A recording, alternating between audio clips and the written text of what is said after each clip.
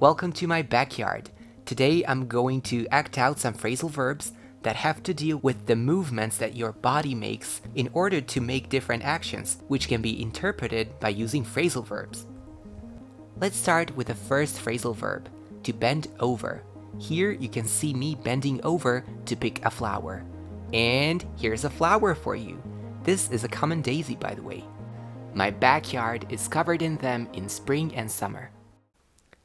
I was recklessly walking around and then suddenly... Okay, this was not acted out that well.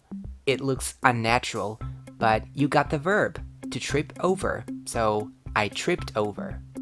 A friend of mine wanted to say hello, so I came over and said hello to him. So we say, come over. Then I walked away, since it was already time to head off. As you can see, here we have two phrasal verbs, to walk away and to head off. To head off means to turn back home. Now look at my body posture here.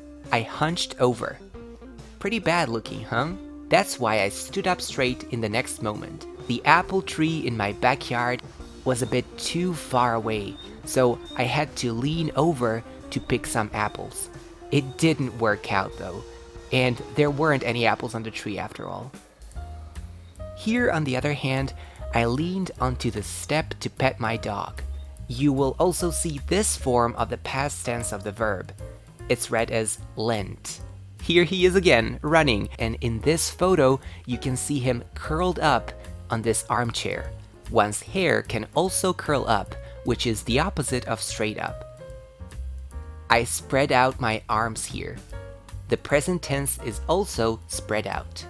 So here I was chilling on my balcony, talking on the phone, and then I saw a friend and started waving at them, so I accidentally knocked this bottle over. I immediately picked it up and put it back to where it was. Here we can see how I'm kicking out a boot.